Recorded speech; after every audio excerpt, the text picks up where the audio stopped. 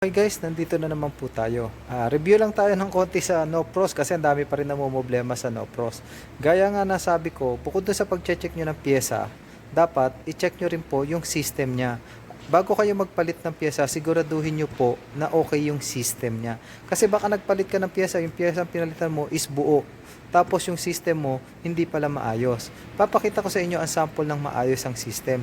Dapat hindi siya nag-yellow sa isang part. Dapat kung ano yung yellow niya sa taas, yun ang yellow niya sa baba. Papansinin niyo po, ito yung kahapon pa ring refrigerator na ginawa ko. Teka lang po. Ayan. Oh. Yan guys ha. Mapapansin nyo, dapat ang yellow natin equal sa taas at sa baba. Hindi pwedeng sa taas lang nag-yellow. Tandaan nyo guys, baka palit kayo ng palit ng pyesa pero yung system mo pala barado na. Pag barado ang system, madali mo malalaman. Mag-iipon siya ng yellow sa taas lang. Yang tubo na yan, tsaka hanggang doon sa isang tubo or kaya sa kalahati. Hindi nag-icing sa baba kung mapapansin nyo yung dulo natin.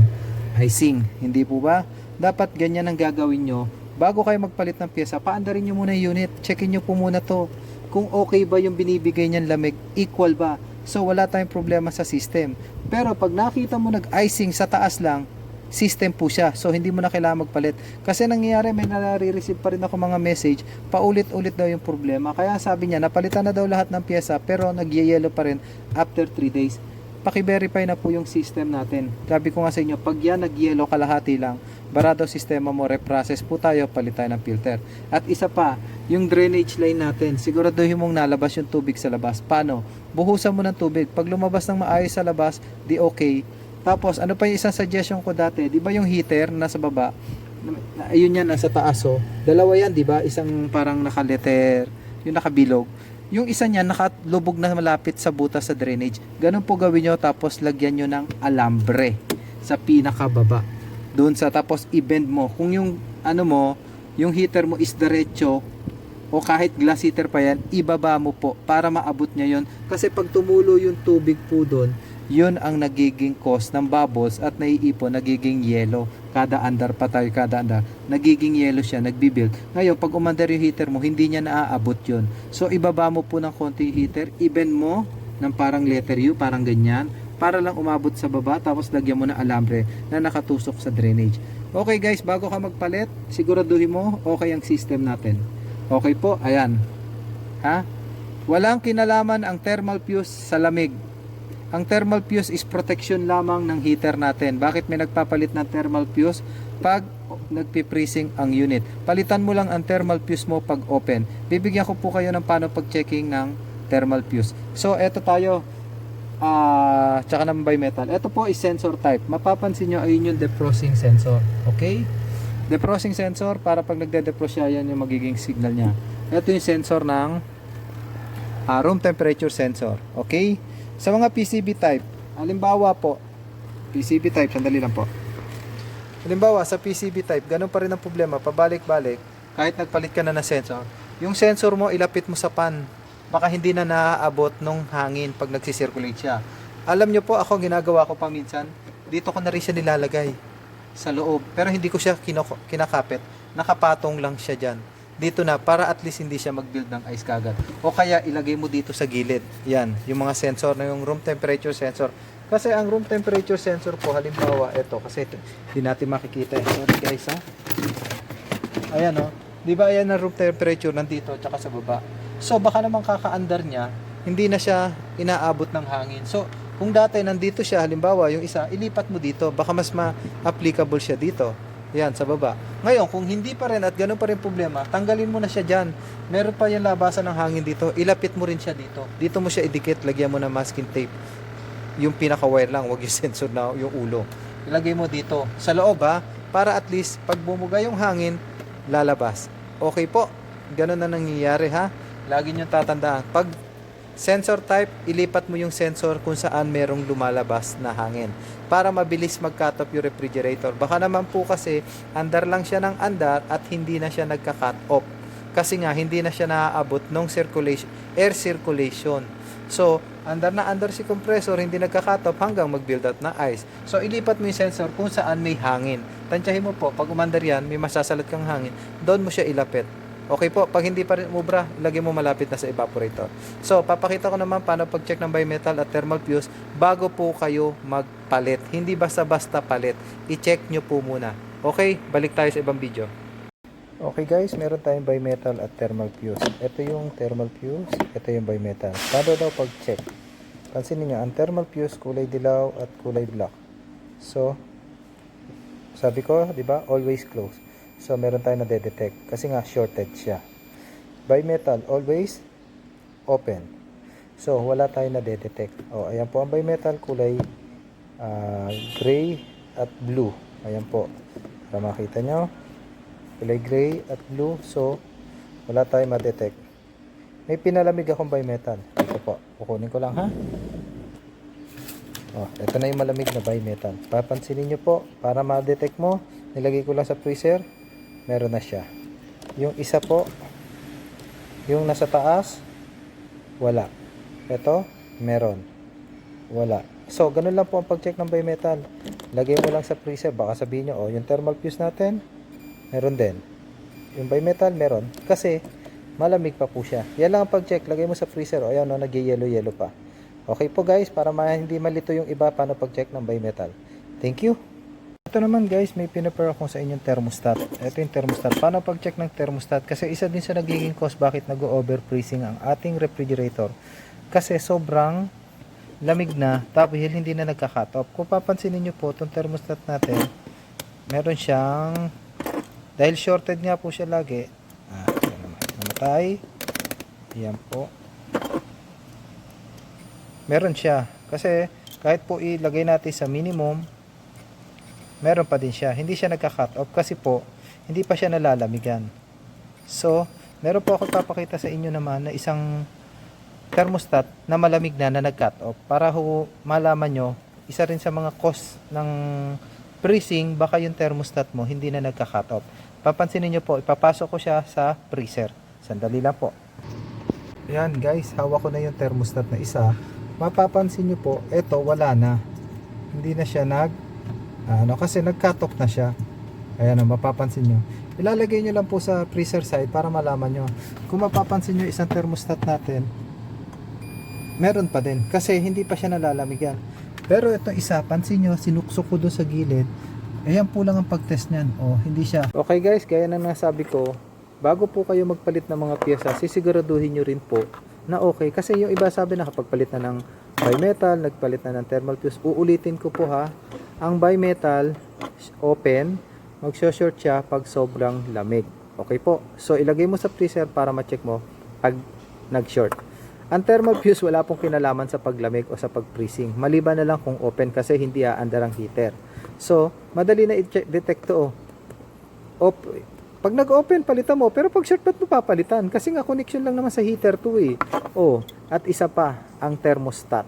Check mo rin po, ilagay mo sa freezer. Gaya ng pinakita ko sa video, nilagay ko lang sa freezer, nag-cut off siya. Yun lang ang pag-check nito. Hindi na kayo mahirapan. Defrost timer, paano lang din pag-check? Ilagay mo siya dun sa setting na ang defrost timer mo, sandali lang po. Hanap tayo ng defrost timer, sandali.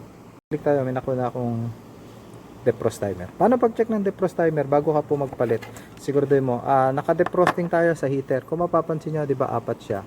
Pakinggan nyo na lang yung tunog ng tester, ha? So, meron tayong nade-detect. O, baka sabihin nyo.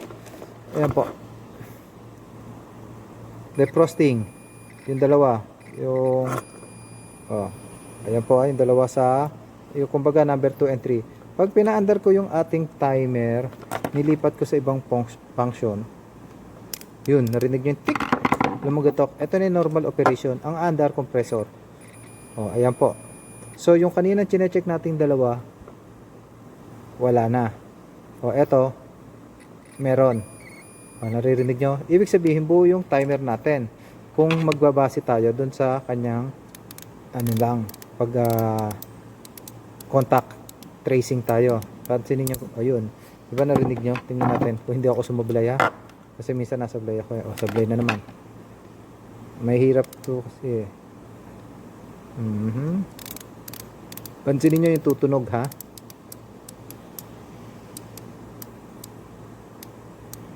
Yun. Pansinin nyo yung tumunog. Yun po yung heater na. O ayan. Ngayon, para masigurado mo ring na under to, halimbawa sa contact kasi buo na tayo, okay na, na-check na natin, oh, ayan ha, wala na naman yung dalawa, eto wala, eto meron, nasa heater tayo eh.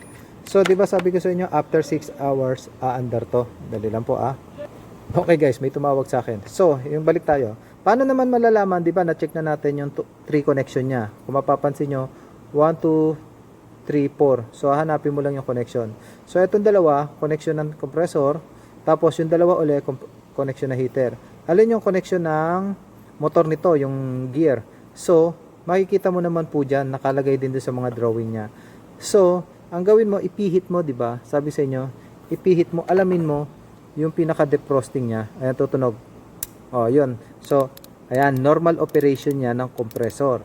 Di ba po? Tapos, ipihit mo dun sa pinaka kanyang defrosting. Ayun. Tumunog. Yun yung defrosting siya. Isaksak mo ngayon yung connection mo ng refrigerator, nakakabit sa bimetal, si heater, i-connecta mo. Tapos, hayaan mo, isaksak mo yung unit, hindi aandar. Hindi aandar ang compressor, kundi yung heater lang, kung mayroong contact. So, after 20 minutes o 30 minutes, antayin mo. So, pag umandar na siya, yung compressor mo, umandar na, tsaka yung mga pan motor, ibig sabihin, buo yung defrost timer. Kasi, umandar tawag nito, bumalik disregards po tayo na, kailangan buo ang inyong thermal fuse. Tapos yung heater mo, buo din. So, lahat buo sa loob. Dito tayo, ang check natin ito. Ilagay mo sa defrosting time niya, antayin mo ng 20 to 30 minutes, i-connecta mo, isaksak mo yung unit. Dapat po in that time, aandar ang refrigerator. Bakit? Kasi naka-timer siya. Ngayon, pagkatapos ng timer nun, babalik na po siya sa normal operation. Ayan na po. Tapos, 6 to 8 hours depende sa design. Aandar ang timer, saka uli magde-defrost. Huwag po tayo palit kagad ng palit ng mga pyesa. Gaya na sabi ko, defrost timer, pinaliwanag ko na paano i-check. I-check mo yung connection, running, continuity, it's okay. O, di ba, tutunog siya. O, kasi dalawang linya. Tapos yung susunod, yung defrosting, kailangan meron ka rin makuha ang continuity. Tapos yung dalawa continuity. Okay po, ito. Thermal fuse, may continuity kasi always close. Bimetal, no continuity, always open. Lagay mo sa freezer gaya na pinakita ko sa video. O, di ba? Na-check natin. Review lang tayo kasi iba na naninibago O, tapos thermostat, ilagay mo rin sa freezer. Ito, always close din. Lagay mo sa freezer para mag-cut off. Pag hindi nag-cut off, isa sa magiging cause ng pag-icing o nagbi-build ng ice sa refrigerator. So, ganun din dito. Pag hindi po ito na maayos at hindi nagsya-short, hindi makakapag-defrost ng maayos. Tandaan nyo, ito po ay hindi lang makakapag-defrost ng maayos. Kahit tanggalin mo muna to, malalaman mo kagad dito kung ano talaga sira. Kasi kung halimbawa pinaandar mo yung unit, kahit sabihin mong putulin mo to, walang kaso yun. O ikabit mo na rekta, ito, paandarin mo yung unit at hindi nagka-cut off to, wala po mangyayari. Magpi-freezing ka pa din. Magbi-build ice ka. Okay? Baka naman tutok. Tsaka isang yung sabi ko sa inyo is evaporator. Kailangan equal po ang evaporator natin, ang lamig. Kung ano yung lamig sa taas, yun ang lamig sa baba. Kung ano yung yelo niya sa taas, yun ang yelo sa baba. Hindi po pwedeng kalahati lamang. Kailangan buo. Okay po guys, wala na ako may Yung sensor, sabi ko naman sa inyo, pagka yung room temperature, wag yung defrost sensor room temperature sensor, pag nagpi-freezing pa rin, ilapit mo sa may lumalabas yung hangin ng air duct. Doon mo siya ilagay para na-detect. Pag ganun pa rin po, ilipat mo na malapit sa evaporator para mas mabilis po siya mag-cut off. Madali lang naman din malaman ang resistance ng sensor. Hawakan mo sa kamay, sukatan mo, tapos lagay mo sa malamig, sukatan mo. Pag nagbago, buo po ang sensor natin. Okay po. Yan lang po, review lang tayo dahil may nagtatanong pa uli kung paano yung pag-check. Disregard na po tayo doon sa likod kasi wala naman tayo makikita sa loob lang. Okay po, sa freezing lang tayo. Okay po, maraming salamat. Sana makatulong uli review natin sa build ng ice kasi marami pa rin nagtatanong. Sabi sa inyo, lagi nyo tatandaan, drainage line, yung heater, kung nakadiretso, i-bend mo ng parang naka-letter U para sumaya doon sa drain line. Tapos kung halimbawa, naka-ano na, lagyan mo ng alambre. Yan. O, tapos igapang mo to doon papunta sa butas. Yan. Ito yung heater.